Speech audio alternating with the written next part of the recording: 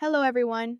I'm Jenya Romanova, and this is part two, how to change your life in a few steps. I'm creating an innovative learning platform called UpDaily, which is designed to enhance learning, and I want to share more and more exciting details about it. That's the reason why we decided to create this YouTube channel. But to make it even more interesting for you, we're also going to share all kinds of life tips to help improve your life. I don't know why, but no one teaches us this anywhere. We're talking about how to change your life in a few steps, and this video is about the journey.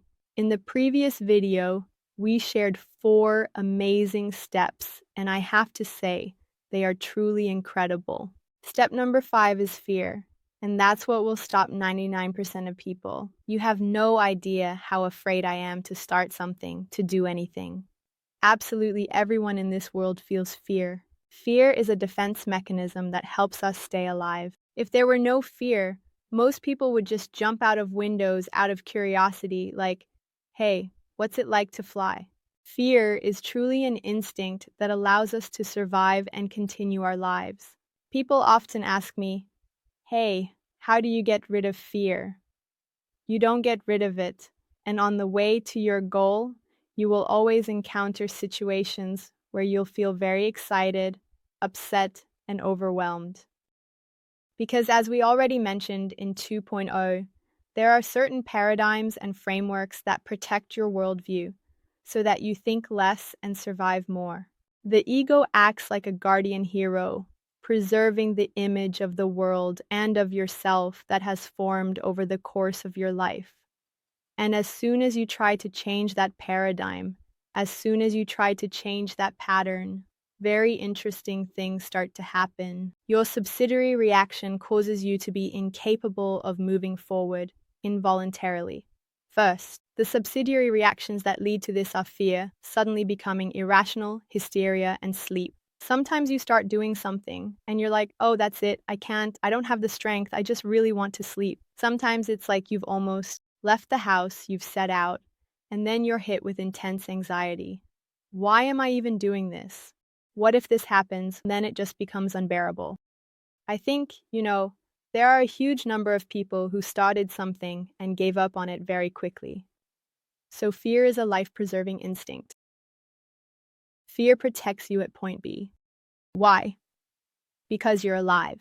And from an evolutionary standpoint, that's more than enough. How you live doesn't matter. I have a personal story that has become an eternal compass for me. Many years ago, my life was changing drastically, not by my own initiative.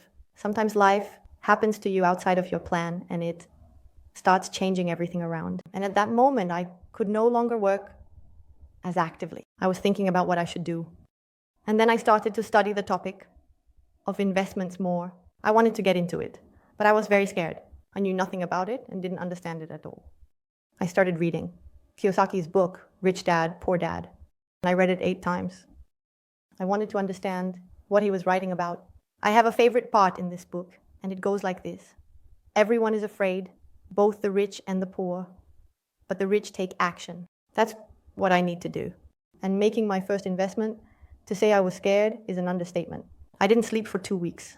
Everyone around me was telling me that I was crazy, that I was insane. My friends, when they heard what I was doing, they were just like, have you lost your mind? We don't go. You'll end up living on the street. I won't even talk about my parents' reaction. It was just really bad overall. No one supported me. I cried, but for some reason, I did it for 2 reasons. First, I really wanted to. I knew where I was going. And second, what could change? Either I will be very, very rich, or I will end up living on the street. But there's always the option of getting married. So, in principle, it's not that bad. So I thought, well, let's give it a try. Sometimes it's very scary to go to a dance studio where you've never been before. Sometimes it's very scary to go to acting classes at a school because you've never been there and never done it before. What truly scary thing could happen? Well, you might have a mishap on stage. Well, everyone will laugh. Well, at least everyone will be in a good mood. So, fear will be there in any case. It will always be there. Either you give in to this fear and it controls you. Or you turn it into a challenge and do something once a week that scares you. Step 5, fear. Just know, just know this. Understanding that fear will be there no matter what, and that absolutely everyone on earth is afraid, will help you move forward. Just go through this fear, and on the other side of fear, there will most likely be excitement, a desire, or the ability to take risks. But overall, it's not bad. It is generally already worth it. Step number 6 is responsibility. Recently, something outrageous happened in LA. And our city caught fire and it was burning outside my window. Well, I just stood for a whole day watching LA burn. And I was very scared. I absolutely didn't know what to do. No matter which part of the city we went to, a fire would start and evacuation would begin. I couldn't return home because evacuation had already started there too.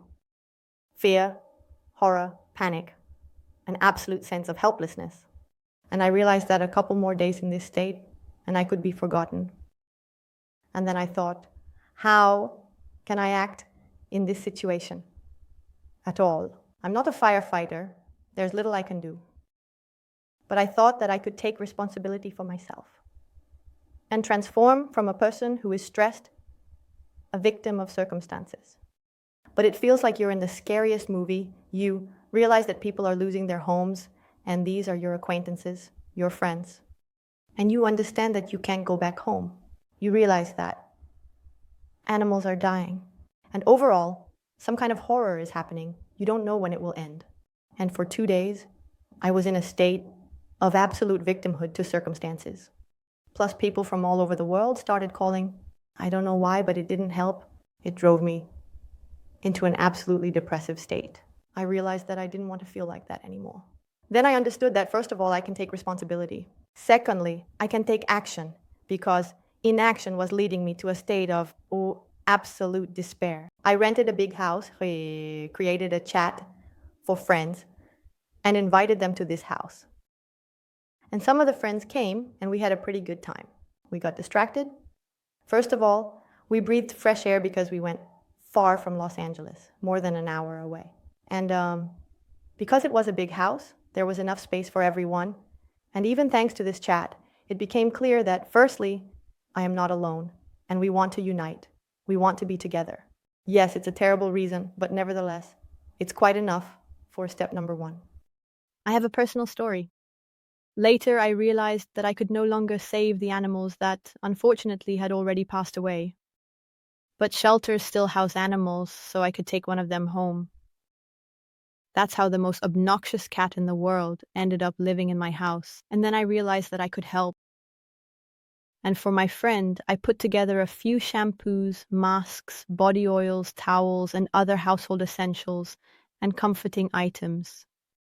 Because when you have nothing, you just want to feel a sense of home and care. For my other friends who lost their homes, I simply helped them organize fundraisers and support. I think for me, it meant more. It was more important for me to help them than it was for them to receive that help. When I started taking action, I realized that I love taking responsibility and owning it. Because in that role, I'm actually doing something. And it gives me strength, it gives me inspiration. And it also gives strength and inspiration to the people around me. Empowerment is a powerful tool that can transform your life. If you move through fear with courage, you will find that responsibility becomes your best friend and ally. Ask yourself, what specific actions can I take responsibility for in this situation? What are the detailed steps that I can take to ensure that I effectively own the responsibility I have willingly taken on with careful consideration and planning? And above all, I am ultimately responsible for reaching point B, which we described in detail in step 1 of our plan, as we determined. Step 7. This is your belief in yourself. It's your firm and unwavering belief that you will absolutely get there, without a doubt. It's so simple, yet very difficult at the same time. Sometimes it's very hard for me to even imagine myself in the circumstances I want to achieve. I don't know a single person who lives that way, who experiences life in a way that is not typical or expected. I don't know anyone nearby in my immediate vicinity, or even in my extended social circle, who can openly and honestly talk about their experiences, who can show what it truly feels like to be in such a state. And our belief is an incredible power. Belief is the only reason why something can happen in your life. When you truly and deeply believe in your heart and your ability, just imagine, I don't know, all the laws of physics are against it. If there's one thing that can take you where you want to go, it's belief.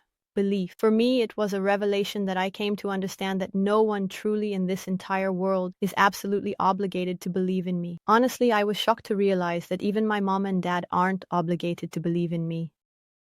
Why don't my friends really believe in me? And why don't my colleagues believe in me? And why doesn't the whole world believe in me? And then I thought, why would anyone believe in me if I don't believe in myself? That's why now I believe. Step number 8. People are social beings and we are highly influenced by everything happening around us. I have a friend who literally infects me with absolutely everything. I go to visit her and I have no idea what state I'll be in. Sometimes I feel like I need every joke in the world. Sometimes I'm already ordering clothes, diamonds. Sometimes I'm already flying to another country. I call this quality infection, so we all influence each other. And if you surround yourself with people who are motivated and inspiring, who A, also want to go somewhere, and B, are ambitious, are at the same point as you are. You see, these people are on your level. How can you tell? Sometimes when you talk to someone, you feel so wonderfully good inside, like you're truly breathing deeply, like you're really breathing deeply. And it's so easy to breathe, your wisdom flows out and you leave feeling calm and effortlessly relaxed. And sometimes after talking to someone for just 5 minutes, you think, oh my God, how can I handle this? It drains me. So if you really make the effort and gather people around you and move forward together, then it will be at the very least more fun. Step number 8. One person needs another individual or a close friend. Find yourself a partner or a small team, a fun group, or a supportive communication circle with whom you can, for example, shoot videos for YouTube.